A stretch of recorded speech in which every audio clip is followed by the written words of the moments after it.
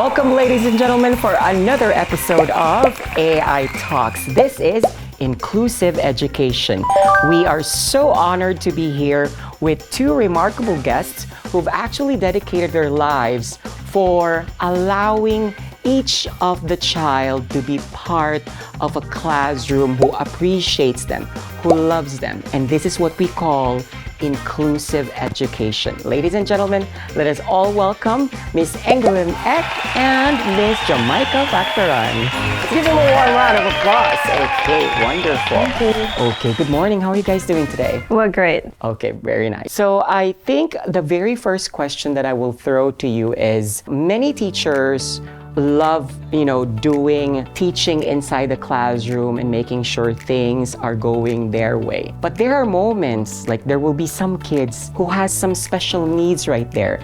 And that's when inclusive education comes in. There are kids that do not actually read at the same pace as others. Kids who do not actually speak at the same pace as others. So it's important to understand inclusive education. But before that, what inspires you to be an advocate of educating children with special needs as well? For me, I think that education is meant to be for everybody. So when we say that all means all, or no one should be left behind, that's the moment as a teacher, as an educator, we need to make sure that everyone is on the same page, and we need to give the educations to all the students. That's really nice. I think everyone would like to have that kind of world, right? A world where each and everyone else fits in. And hopefully we can build that kind of education here in Cambodia as well.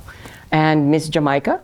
For me, since I graduated a bachelor's degree for special education, it started when I was actually in the real world. Because my first job was a home-based ABA, behavioral therapist. So my students are actually students who have behavioral problems, or they might be... These are the type of students who somehow you cannot control. Yes, they keep moving like that. Okay. They have that energy all the time. It's so hard to contain them, and most teachers are actually dreaded if they have multiple kids like that. I mean, one is okay, but if you put them in one classroom altogether, it becomes a headache to them. But you endured it. So how was this process? Maybe you can share a little bit with some of our teachers out there who's currently listening right now. For this one, we usually had a one-on-one. Okay. I mean, they have differentiated instruction from the rest. Nosebleed differentiated instruction. Can you tell us about differentiated instruction? What do we mean by a differentiated instruction? It's more of like a modification of the lesson. So if others have this kind of instruction, for them it's quite limited, or it's quite simplified. Or it's I get it. So if it's a language, for example, then the vocabulary are much more easier. Simplified, Yes. are easier. Okay. And there could be some pictures in there too, Yes. especially for young learners. That's right. Wonderful. Okay. I think this is a good eye-opener for all of us. Then when it comes to inclusive education, not everyone actually understands the meaning of it. What is it really to mean inclusive education? Well, for this one, I think I can share, because I am actually inspired to deliver like the quality of educations to all the students. But at the same time, if we look into our classroom, somehow we cannot support all of them, because the inclusive means that we support everybody, meaning that everyone's voice is heard.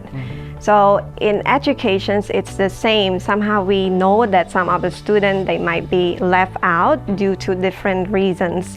For example, maybe their gender, right? Maybe their social reputation, maybe the areas where they live, and also their social economical backgrounds. So all of those factors contribute to the fact that they are being excluded from our education system.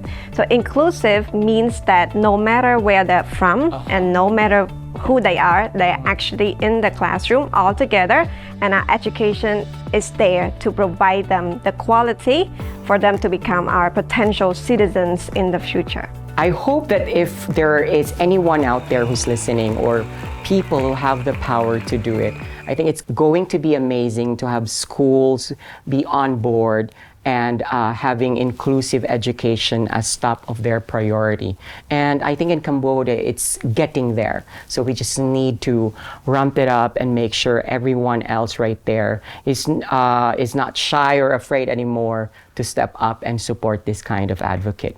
Now, in terms of supporting, I think, Ms. Laling, you wrote an article, right? Can you tell us more about that? This is about inclusive education. Yeah, so for that article, I am being a part of one of the the internship program, and we are required to write an article. It can be on any issues as long as it's related to education. Okay. And at the time, I was struck with inclusive educations because as a head teacher, I also encounter some sort of students who have like behavioral problem, and it's a challenge for our teachers inside the classroom. And plus, we can see that in our society, some of the students, they are being left out from schools because of different reasons that I mentioned earlier. Yeah. So I'm motivated to write an article about inclusive educations, but since it's very big, inclusive educations alone Yeah, has it's a big different- concept. Yeah, so I simply focus on students with disabilities only, Okay. right? Students with disabilities. So here we focus on two types of disabilities, from mentally to from physically Physical, disabled, to mental disabled. Right, and here we actually found out that there are like law and regulations placed out there by the government and also the partnership organizations that are doing the job in order to support the students to let them stay in school. We have some wonderful sharing today, and that's actually something that a lot of people could learn into. And if we have any message or advice out there for our educators, parents, and the society itself, what do you think we can give to them so that we can build a community which is inclusive and which supports special needs? So first and foremost, we start from the government. So the government need to put that issue as the top of the priority in our agenda in order to improve our education systems. So number one, we need to prioritize on inclusive education. And number two, when the government start to prioritize that, they also need to make sure that there's enough financial allocations Funding, to school, and also to help educate our teachers. Because if teachers are not having that knowledge about inclusive education, still we cannot help the student.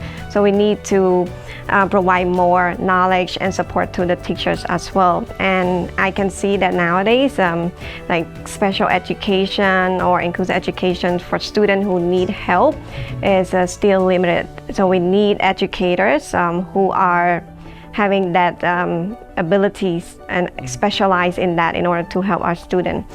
And number three, it's also about our factors, like social factors. For example, we need schools that are built in a disabled friendly, right? So meaning that students, they can go to school freely or having access to school close to their home, and we have facilities to support them at school for those who are disabled or need special education.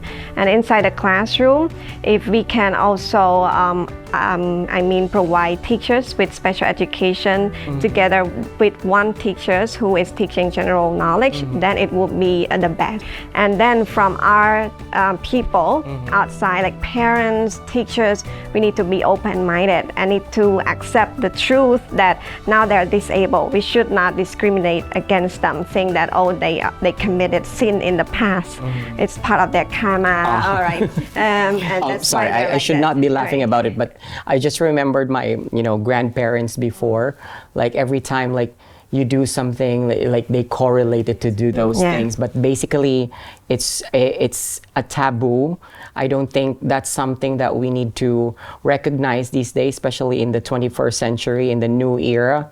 These things are basically part of what you call nature. And at some point, we just need to recognize and be open. And instead of like ostracizing them, love that word, ostracizing them, we need to like welcome them, right? Embrace their that uniqueness. there are unique individuals. I love that. I mean, who likes to be the same? I mean, I don't want to be the same with anyone. Be unique and embrace that uniqueness. And I think that's the reason why we would like that diversity inside our classroom, school yeah. and inside our classroom. And I think AAI is doing a great job for that one, accepting. And there's a lot of work based on what she said, based on what Miss Ladin said. There's a lot of work and coverage right there.